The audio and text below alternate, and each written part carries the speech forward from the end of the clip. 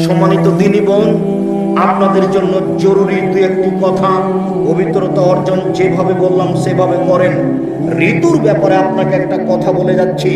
রাসূল সাল্লাল্লাহু আলাইহি ওয়াসাল্লাম বলেছেন, সাধারণত মহিলারা সালাত আদায় করবে 24 দিন, না হয় 25 দিন।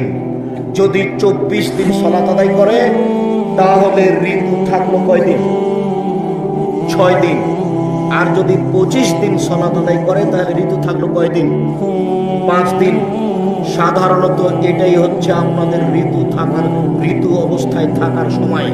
এ ব্যাপারে জরুরি কথা আপনার জন্য যে আপনার প্রথমে যে ঋতুর দিন ছিল 5 দিন, 7 দিন, 6 দিন, এটাই আপনার শেষ পর্যন্ত থাকবে। পরবর্তীতে উলট পালট হয়ে গেলে সেটা গণ্য হবে না হিসাবে, আগেরটাই হিসাব চূড়ান্ত। আপনার সাথে আরেকটি জরুরি কথা যে সন্তান প্রসব হলে 40 দিন সালাত আদায় করতে হবে না, এই হিসাবে চূড়ান্ত।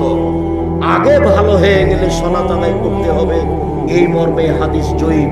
বরং আপনার সন্তান প্রসবের কারণে আপনি 40 দিন সালাত থেকে বিরত থাকবেন, এই হাদিসই সহিহ। একাধিক সহিহ হাদিস এই মর্মে।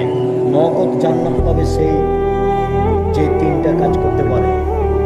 1, যাকে চিনে না সালাম দিতে পারে। 2, দুস্থ গরিব ফকির মিসকিনকে খাওয়াতে পারে। আবার 1, সালাম দিতে পারে। 2, দুস্থ গরিব ফকির মিসকিনকে খাওয়াতে পারে। 3, মানুষ যখন ঘুমিয়ে তখন সালাত আদায় করতে পারে। জান্নাতে চলে গেছে। বলেন তো 3টে কি? ভুলে গেলেন? 1, সালাম দিতে হবে। 2, দুস্থ গরিবকে খেতে দিতে হবে। 3, মানুষ যখন ঘুমিয়ে তখন সালাত আদায় করতে হবে।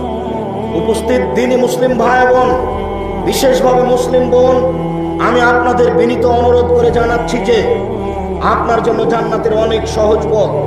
রাসূল সাল্লাল্লাহু আলাইহি ওয়াসাল্লাম আপনার জন্য 4টি কাজ উল্লেখ করে সহজ পথ করেছেন। 1, সালাত খামসাহা, 5 ওয়াক্ত সালাত আদায় করলো। 2, সমাত শাহরাহা, রমজান মাসের সিয়াম পালন করলো। 3, আতাত বালাহা, স্বামীকে মেনে চললো। 4, আহসানাত ফারজাহা, জেনায় লিপ্ত হলো না, তখন তার জন্য জান্নাতের সব দরজা খোলা। কষ্ট হলেও স্বামীকে আপনি মেনে চলার চেষ্টা করেন, জান্নাত হবেই। ইচ্ছায়